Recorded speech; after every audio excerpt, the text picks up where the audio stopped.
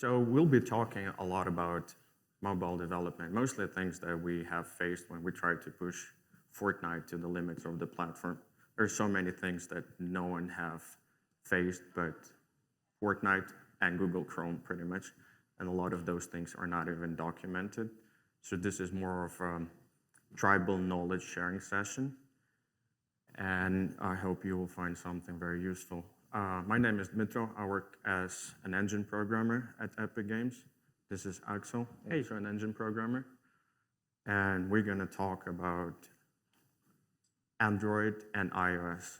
He's going to handle iOS session. So first big thing is introduction to AGDE. AGDE stands for Android Game Development Extension. It's finally a proper full-fledged debugger from Google with integration to Visual Studio. So no need to go through Android Studio, no need to deal with this Eclipse or whatever environment. You just deploy from Visual Studio and it works. And that's also the reason why I haven't committed suicide yet. Then I'll share a little bit about what we do and what tools we have in Unreal Engine to help you find memory corruptions. It's a really big issue when you have a game like Fortnite that needs to be as stable as possible and run on a bunch of devices. Some of them have very low amount of RAM available. So we try to work around that as much as possible. And I'll tell you what kind of allocators we have briefly in Unreal Engine and why do we have different allocators, what kind of conditions they cater to. And my last thing is going to be a lot about our toolchain changes because you can get a lot of performance back if you have a properly configured toolchain. And your iOS part? Yeah, I'll be talking about debugging live games in Xcode using Unreal. A big part of the problems when shipping games on iOS is actually how to get out of the Windows environment and be actually able to build and run things from a Mac. So I'll be giving a few tips and tricks about this, and I will be doing a live demo on actually how to get cooked data inside of a locally built IPA in Xcode to be, hopefully if everything works as expected, and you know what we say about demos, they never go well, but we should have a debuggable, locally built, but with data cooked in a continuous integration pipeline running live on an iPhone if everything goes well by the end of this session. And also a few tips and tricks about even more obscure platforms such as the Apple TV. And that's pretty much it. Okay, let's start with Android. AGDE introduction. As I said, it's fully functional C++ debugger. It unfortunately have no Java support yet, but we're game developers, we don't use it anyway. And you just have to follow that link if you have not heard of this tool yet, have not seen it. I'll have a demo later on to show you. And let's talk about another super useful integration that we have in Unreal Engine UBT, Unreal Build Tool, because it was there for a while, but I don't think people are aware that we support a full host of sanitizers on every platform, not just mobile platforms.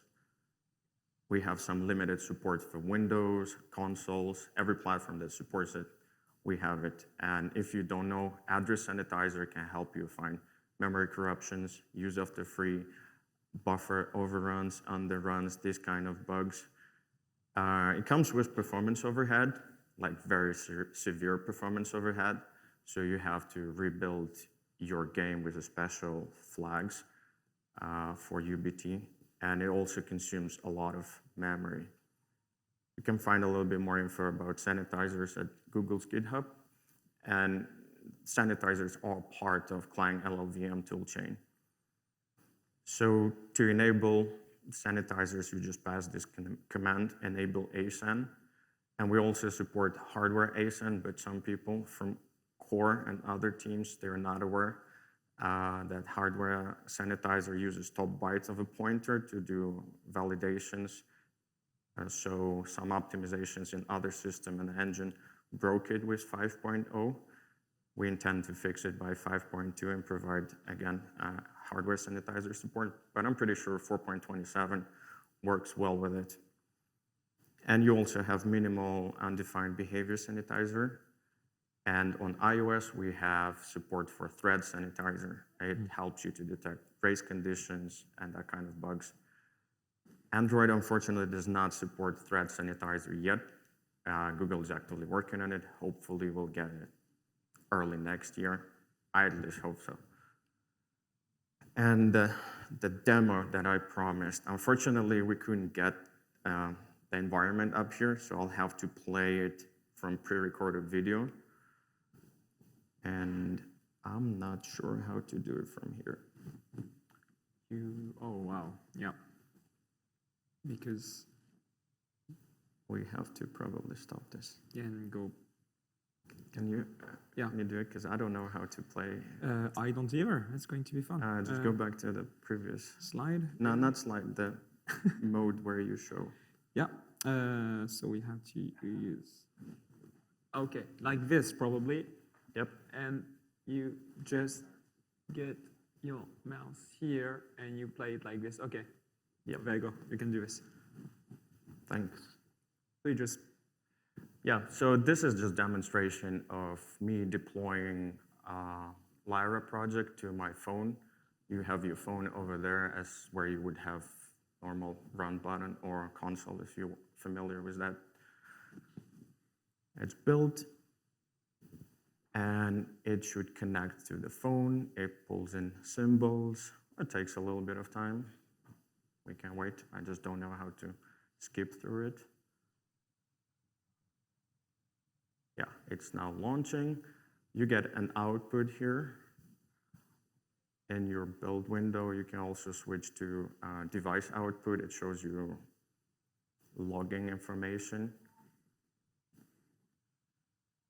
It shows you all the libraries that are loaded in your process on the other window.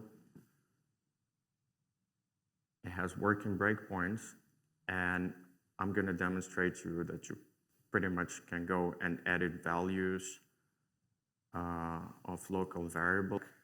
This is the threads window, and this is locals.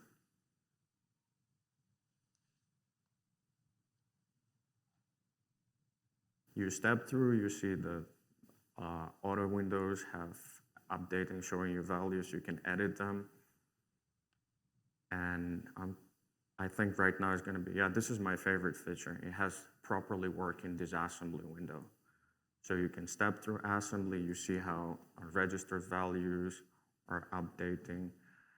You can jump to the next instructions. You can edit values of the registers from here. Since I do a lot of performance, I look a lot at assembly, and that's very, very helpful for me. You also have a fully working LLVM command line. So this bar hides it, but I have another command window where you can actually enter LLVM commands.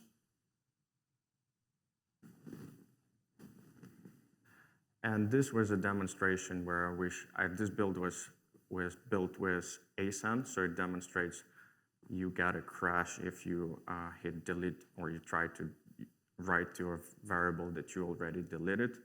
It's going to pop off a crash with ASAN call stack.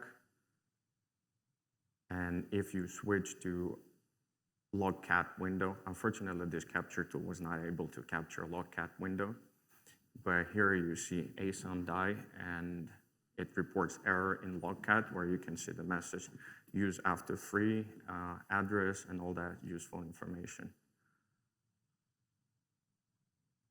And I tried to demonstrate it here, but unfortunately that window was not captured. So I'm pretty sure nothing is happening.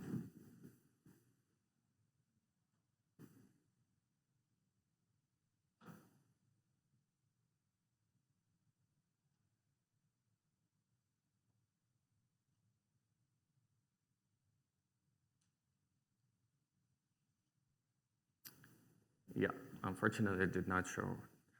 But you get a crash information in your log that also can help you to understand where it came from, what's the reason for the crash. That's pretty much your typical Windows workflow, and it's if you worked on cross-platform tools or cross-platform games, that's what you want from your workflow. You don't want to switch to Android Studio, or especially you don't want to switch to consoles. If anyone had to debug anything in assembly from Android Studio, you know what kind of pain in the ass it is. Typing in a console, DI, two-step next statement, show up the registers. Oh, don't even want to think about that. Can you switch back? Yeah, you can. Okay. Just again. There you go. Yeah. So now let's talk about Unreal Engine's allocators, because we have a bunch of different allocators, and unfortunately, we have to support them all. The typical three that we have are bin allocators. They're very well optimized for performance. And we have the oldest, like Emalog bin that was designed back in the days when Unreal still supported 32-bit platforms. And unfortunately, this is the one that we have to use on iOS because of virtual memory subsystem limitations on iOS. Then we have Emalog bin 2, and this one is optimal for Linux-based system, including Android, and I'll tell a little bit later why. And Emalog bin 3 is like latest, greatest. It's slightly faster, consumes a little bit less memory than Emalog bin 2, but I will explain why as well later. And all these allocators are integrated with Android Memory Profiler. It's part of Android Studio toolset, which shows you where your allocations came from, how many allocations came from that call stack, how much memory is retained, and it helps you to find memory leaks or potential opportunities to reduce memory consumption. And if you have been on yesterday's talks optimizing Unreal Engine or optimizing your games in Unreal Engine from Ari, he talked about how to do this kind of job in Unreal inside Memory Profiler. So this tool is better because it can also show you allocations that come from system lib or third-party libs that are open, loaded in your process, and they call Emalog and free to allocate and free memory. Sometimes system allocates a lot of memory, and it can be helpful to understand why it happens and where it comes from. So we have roughly 48 bits of addressable memory space, and that's like hundreds of terabytes, if I'm being correct. 4 kilobyte pages is standard on Android. Unfortunately, you don't have an opportunity to allocate large pages. Hopefully, in the future versions of Android, that will be possible because it costs a lot of performance. And Linux is notorious for having this VMA, virtual memory allocation, virtual memory areas. It's a kernel level structure that holds information about all the virtual memory allocations. And it's a fixed limit that's set by a system on a startup time. So by default, you get 65K of these structures. And with Fortnite being so huge, we unfortunately been running out of this limit. And I'm going to talk about what we have done to work around that. So basically, VMAs is just a threaded red-black tree for fast lookups. And when you deallocate some memory, you might need to destroy VMA and coalesce them and so on. That's why it needs to be threaded. It covers a contiguous range of virtual memory where all the pages have the same attributes. So if you need to deallocate memory in the middle of VMA, the kernel will have to go and split this VMA into 2 new VMAs. But if you're running out of the VMAs, you'll get a crash. You'll not get a crash, your Emalog will return false, but it also can be that system will go in the background, try to collect pages that you freed to it, and we'll need to do VMA split, and I think that's called undefined behavior because even Google people couldn't answer to me what's gonna happen in that case.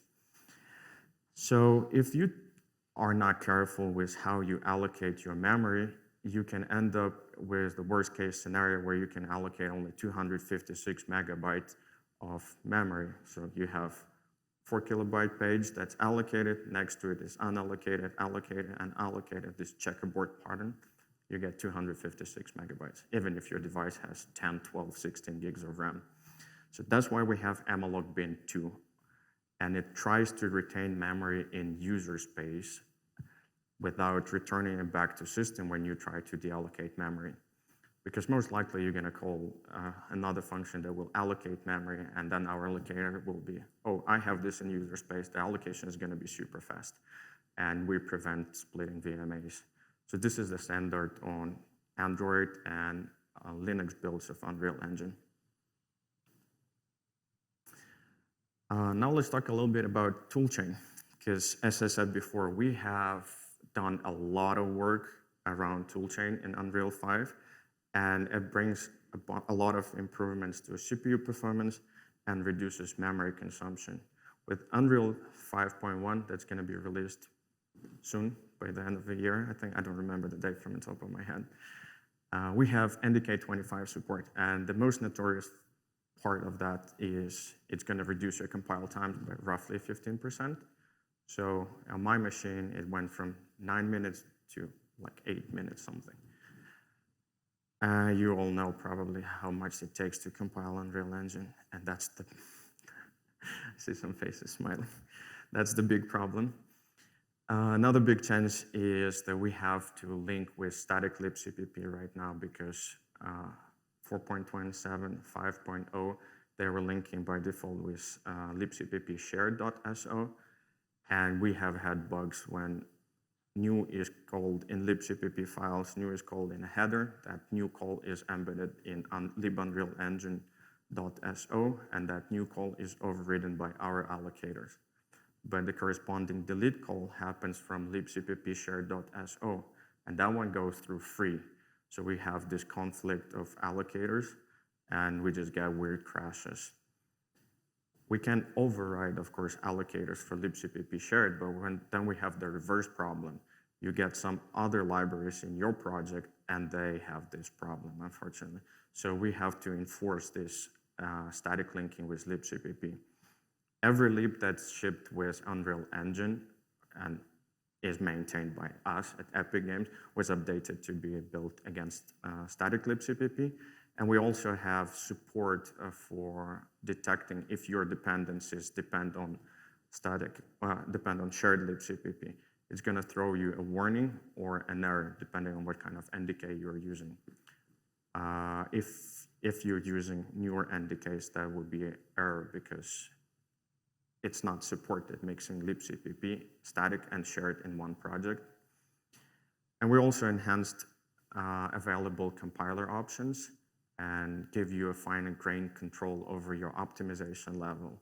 So we also now expose LTO support on Android platform, and it's useful with NDK25. If you used NDK21 or tried to hack it in, it just didn't work.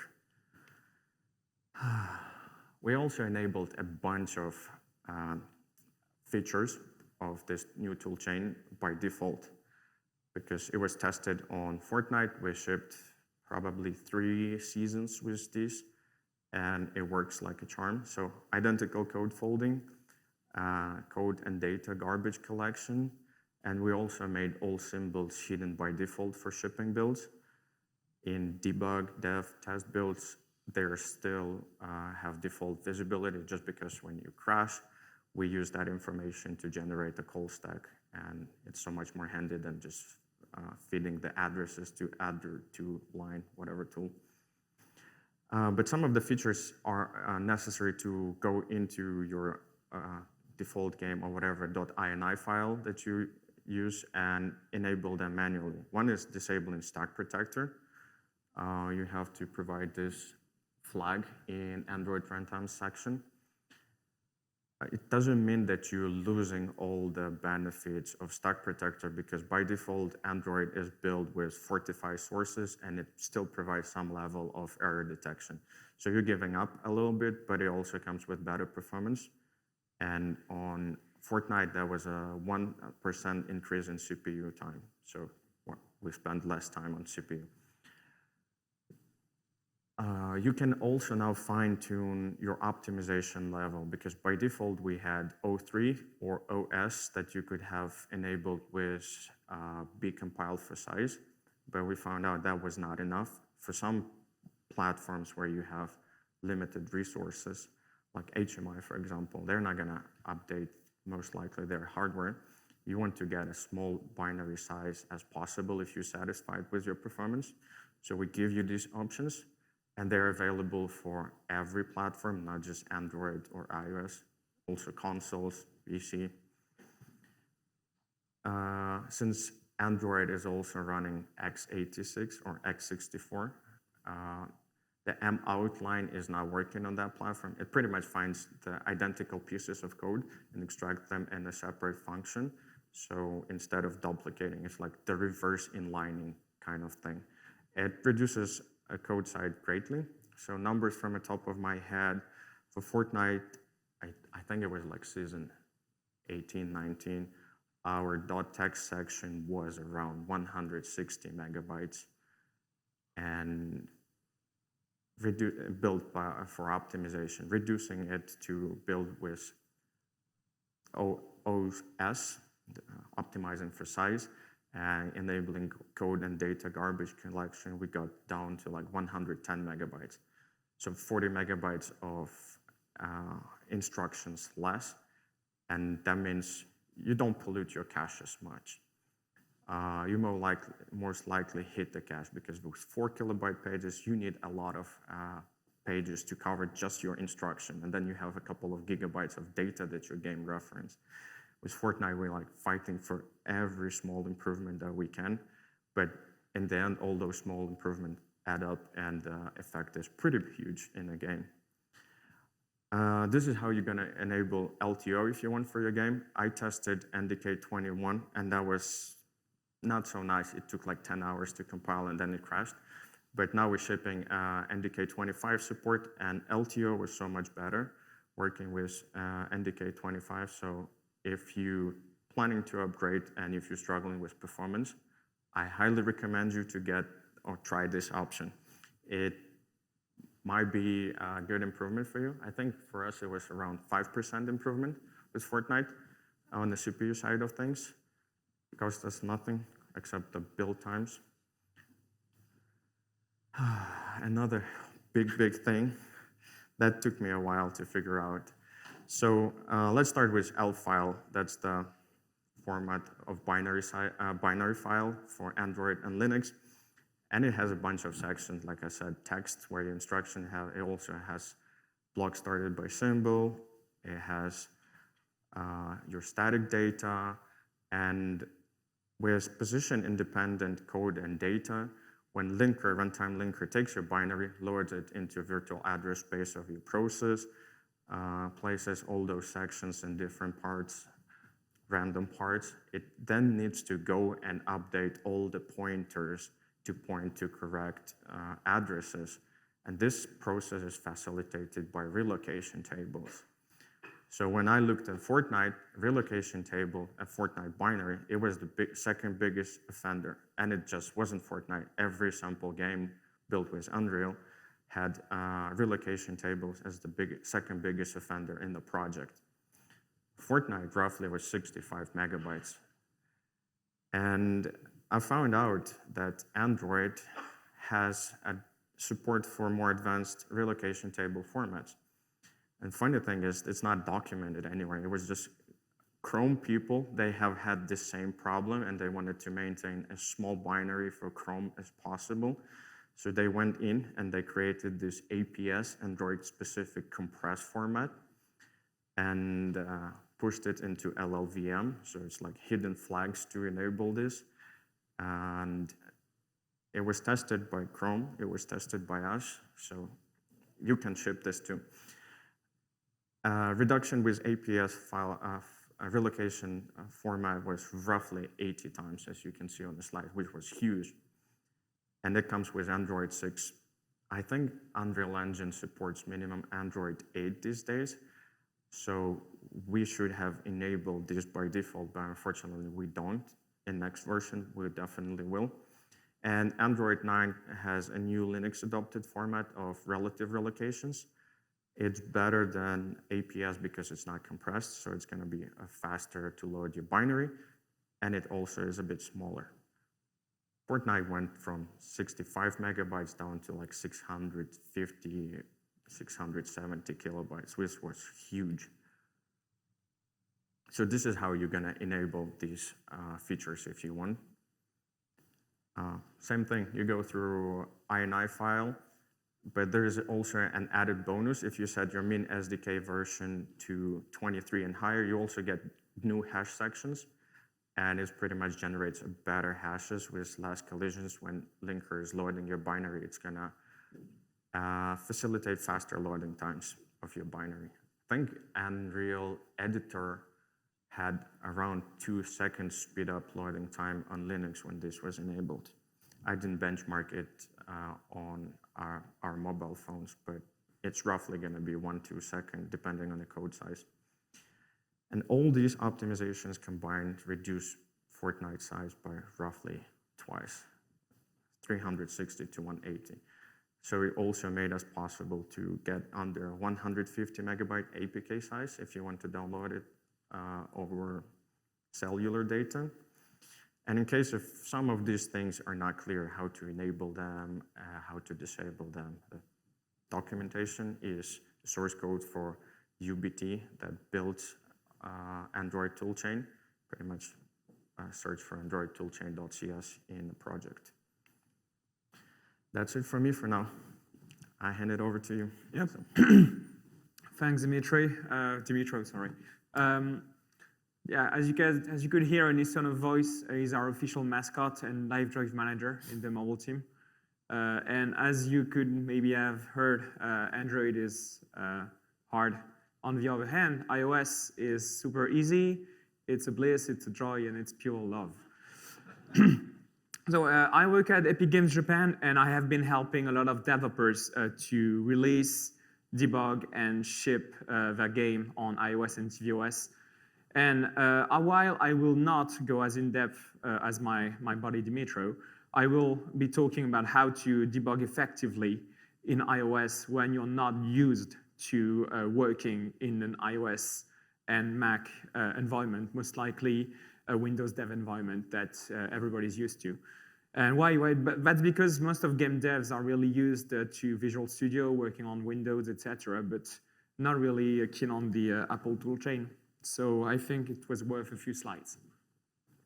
So this is your typical debug flow when you want to do something on iOS. The first thing I would highly recommend you to debug on iOS is not to. So always try to fix in Windows PIE when possible. When you see that it's not reproducible in PIE and you need to be testing on client, then always try and go for the Windows client first. And when this fails too, then use AGDE and debug on Android. And maybe you will be able to reproduce about, I would say, something like 70% of your bugs by then. And for the remaining 30% that can only be reproducible on iOS, this is how it works, is you have to first build the engine from Mac. And because we don't have stuff like Incredibuild on Mac, it takes a ton of time. And then once you have the editor, you have to build the IPA, then you have to go back to Xcode and rebuild the client and run the client from Xcode with the IPA installed on your device. So this is doable. Actually, a lot of people do this, but it's super time consuming and it's not really realistic depending on the dev environment. As I said, most of devs are using Windows, so it's not like in 30 people team, 30 or 50, which would be like typical size for a mobile project. You will not have 50 Macs. You will have like maybe 3 of them. One for the Jenkins or TeamCity pipeline, one other for the build engineer, and one other for, how would you call them? Yes, artist.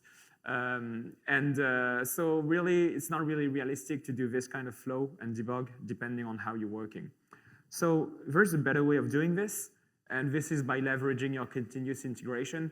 3-4 years ago, I did a talk about, which very terrible naming called Press Button, Drink Coffee. which was about a very old and ancient engine called Unreal Engine 4. It was probably for 4.23, 4.24, something like this. But in the end, all the stuff I'm saying in this, it's mostly related about commandlet, run UAT commands, Jenkins stuff, and scripting, and maintenance of pipelines. So 90% of it is still, it's still relevant today. So you can Google the name, and it will pop up. You get the slides. So if you do not have a good CI pipeline in your project, first thing is have one. And then you can leverage this. And you can do something as simple as install the latest nightly build from your CI to your device, and then you just have to rebuild the client from Xcode and just run as is. But in many cases, it doesn't go as smooth because maybe who has been doing iOS stuff? Okay, right, so signature, right? Never working as, like bundle IDs and everything related to signing package is always a mess. So it works, but you will have to bang your head on the walls for 48 hours before you have a working breakpoint in iOS. So there is an actual foolproof way to make a new app with code and content and launch it from Xcode using CI built data. And I will demonstrate this to you. This may look very Frankenstein-y, but actually we're using this heavily in Epic, and this is super well working. It looks terrible, but it's not, I promise you. So what you want to do is you download the IPA from your CI, you rename it to a zip because you realize that everything in life is a lie, including IPAs that are just zip files. And then you go to payload, project name, cook data. And in Xcode, first you will try and build a client to get the binaries iOS folder created. And when this is done, you will have your just stuff with the .car and resources really related to Xcode, like the launch screen and stuff. And your binary for iOS, you can open the payload and you can just inject the cook data inside of this payload. And it will succeed and it will actually build. I know it sounds terrible, but it's not, because you're injecting and you are indeed, you are messing with the integrity of the payload, but this is before actual signature that you're doing locally on your Mac. So this works great. And let's try and do this live. And if it doesn't go well, please don't hate me. First, let's change this displays so I can show you Xcode. There you go. It would be, where was it? Universal control and display settings. There you go. And you mirror link. Boom. Okay. Okay. So this is Lyra, but let's say this is the game you've downloaded from your nightly build. Well, first let's duplicate it because most likely it will not go well. So we have a backup. Let's copy this to whatever. And yes, so you rename it to zip. And then what you can do is unzip it. And when you have this, you have a payload, and then you have your .app. You can show package content, and you will see everything that is in your IPA that has to be copied to your iOS device. And what I am interested in is this cook data folder containing all of your cooked assets for the platform. So now, once you have this, you go to your project and you open Xcode. And yes, this is the right one. Okay, and I have this iOS device that I have borrowed from the Japanese studio for this talk. I do not have anything installed on this. So first I will try and build and run the project. So for a project like Lyra, this is an M1 Max MacBook Pro, so it will take about 15 minutes. So to save you from the misery of waiting 15 minutes, I've pre-built it, but this is just. And then, yes, recent releases of macOS ask you every time for your password when you try to sign. This is terrible. And sometimes they do ask you twice. Okay, boom, build succeeded. So then you're in Xcode, and you see that it's actually installing to the device. And hopefully it will show up here.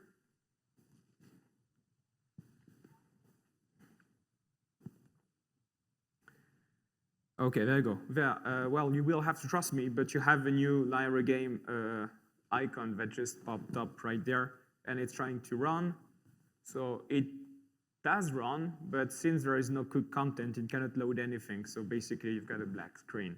So, but once you've done this, you can shut it down. And what it will create is in the project folder, you could do binaries, iOS, and payload. And this guy has been created right now by Xcode. This is the thing you're copying to the device. So what you do is you show package content, you go to cook data, and then you just copy paste. This looks terrible, I know, it's not, I promise. We've been using this a long time. and, and then you go back to your Xcode and you rebuild, and it will just get the cached cooked data and copy it straight to the device.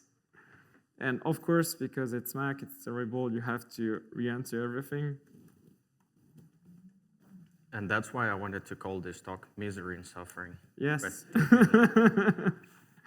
But yeah, so now you know you're not the only ones having trouble with mobile platform, but it's fun. That's part of the fun. So boom, now it's copying. And what you can see, where is it? If I go back here, you will see that it's probably around the same size now. Get info, there you go. That's like, let's call it 700 megabytes, which should be the same size as the one we've downloaded. There you go, about the same. Looks about right.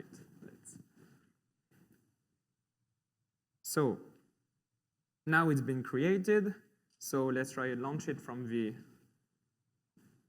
and boom, you will, can you see it? So maybe you on first row, you can, yes, you have Lyra that is actually,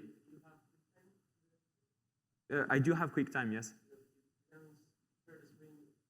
Yeah, but it's it's just on the main menu. I just want to show that you now have content on the device. So yeah, maybe not try and mess with the HDMI. We have a lot of screens. I don't want to mess it up. But now you have actual content, and what it means is if you go to debug and if you attach the process, and of course I'm messing this up. Boom, you should have breakpoints now. Yes, you do. And you have your locals, variables, you have an actual, you can use this to do print objects and stuff, everything you do in LLDB. This is fully working, and now you can, without spending 2 hours building the engine on your Mac, you can debug easily code using Xcode on your iOS device. And this is, it's really like, when you're used to it, this is like a matter of minutes instead of spending half a day trying to build stuff. It's really efficient. A great workflow, as Dimitri is saying. Yes, it is. But that's kind of the point too. That's something I'm talking about now is we are actually, no, before we get to Apple TV, this is something I am trying to automate for 5.2 because okay, I know it looks terrible, but if we could have like a script doing this instead of you having to do it, it would be great. So, yep, hopefully we'll have it in 5.2 if I have time to finish it correctly. So now about Apple TV. So you can think of Apple TV as 2 ways. Like it's a subset of iOS, but it's also its own platform. Right now in Unreal, it's a little both. I'm trying to get it to be a real platform for where it's relevant as much as possible. We are working on this at the moment. But you can see that it's actually becoming an important platform. And the reason is that it's not that people actually play games on Apple TV. It's that when you sign a contract with Apple for Apple Arcade, you have to ship an Apple TV build. So people don't want to do it, but they have to. So what you will need is one more screen.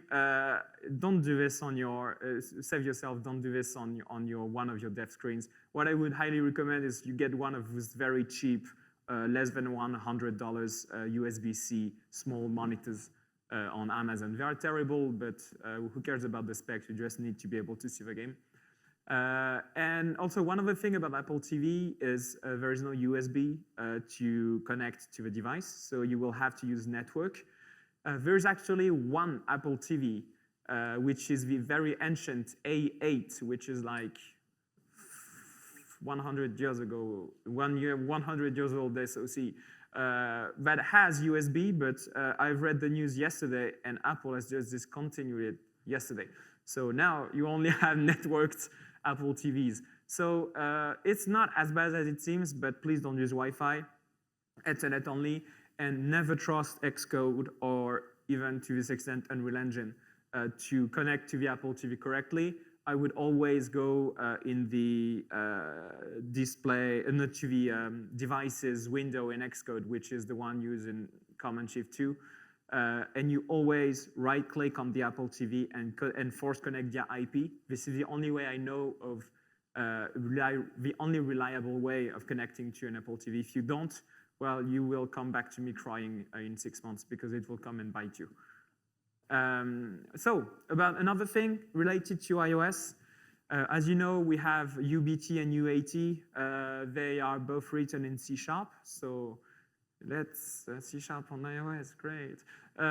So we have this whole flow of how we are building the framework for the engine and pushing it to the device. So this is written in C#. So most of the time, you can work on it from Windows, and I would highly recommend you to.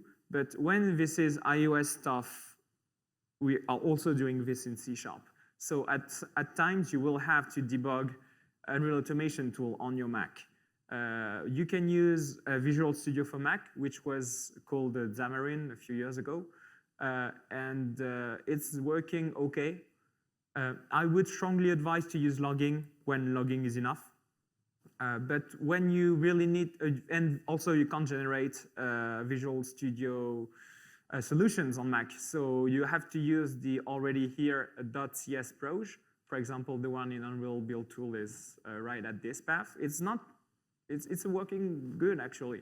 And then if you really need to have breakpoints, what you can do is you get the command line that is being called within, for example, your editor. So you go to the console comments, to the console output of your Unreal Engine editor. You just copy paste, for example, the run UAT command. You set it as common argument inside of Visual Studio for Mac, and then hopefully you should have breakpoints. I've used this a couple of times. It's working okay. You have a better documentation in the Unreal Automation tool overview for Unreal Engine we have. And this said, I will ask Dimitro to talk to you about iOS memory management. Well, someone set up me at the company and they asked me, can you fix this bug in iOS Memory Manager? Well, now I own the memory management on iOS, unfortunately. So we have the special allocators for iOS, but why is it like this? The problem is with iOS, I have a special virtual memory system that's not normal for these kind of platforms. It has roughly as much of virtual address space available to your process as much of physical memory you can allocate. So if you can allocate just 1 GB on this device of physical RAM, you can only allocate 1 GB of virtual memory. And that makes it impossible to do a bunch of cool tricks that we do with MB2 or MB3. So we need to maintain this special 32-bit version of allocator called malloc bin. But on the other hand, iOS has at least 16 kilobyte pages. That means you have less translation, look-aside buffer misses. They're very expensive. You can cover bigger range of memory with them, and it comes with better performance for that reason. But iOS 14 comes finally with a new entitlement that allows you to get an extended virtual memory. roughly 55 gigabytes of addressable space. That is enough to enable us to use malloc bin 2 or 3. And I plan to make it a default solution for UE 5.2. Most likely, you'll still have to use malloc bin 1, but if you enable malloc, this entitlement, you'll automatically get MB3, and it's going to come with slight about performance. It also comes with extended physical memory. So if you have iPad Pro, whatever they're called, you can actually allocate more memory with this entitlement. And UE 5.0, I think, yeah, supports iOS 15 as a minimum version. And if you try to ship iOS game with previous version of Unreal or UE 5, you might have had problems with memory crashes, random memory corruptions. We have fixed everything that we found. So if you're still using an older version of Unreal for your iOS game, I would highly recommend you to go to GitHub or wherever you get Unreal Engine and get the latest version of malloc bin. It comes with a bunch of bug fixes. And I think that's it from me. Nope. Ah, yes, it is. Yeah, that's mine. Yep. So last few things about Apple.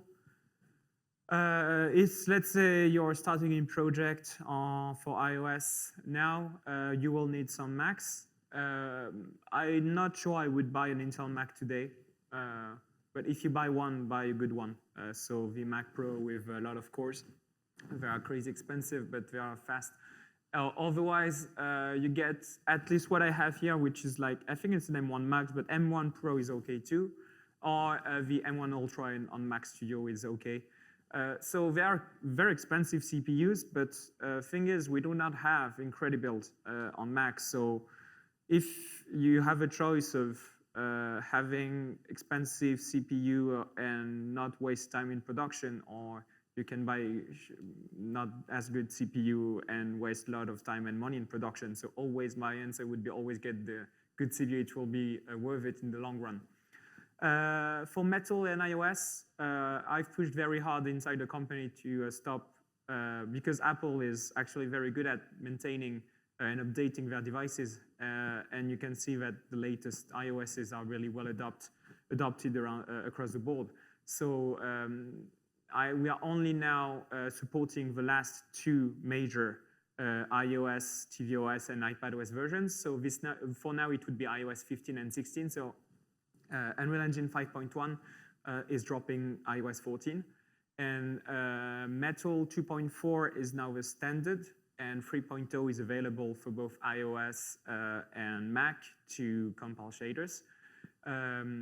Also for Xcode, we are at the same pace, because it's not like Visual Studio where you have to buy a new version every time there's a new version coming. It's they give it for free, or at least it's part of the developer program. So we are now supporting the last update of a previous major release and the current release. So for now, it would be like 13.4.1 and the 14x version.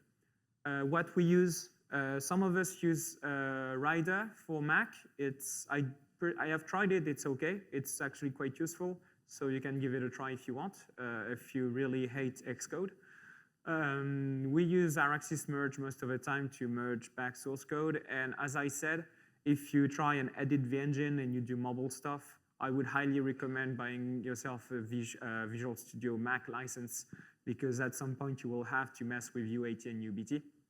Also, one thing that is, I don't know if maybe it's just me, but I have this tendency of always updating as soon as the new SDKs and OSs are available on my private Apple platforms.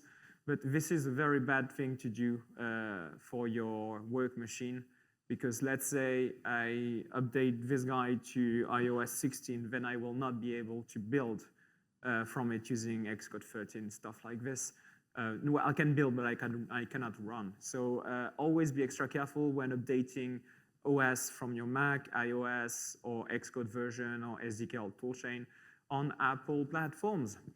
And I think that's pretty much it. Do you guys have any questions?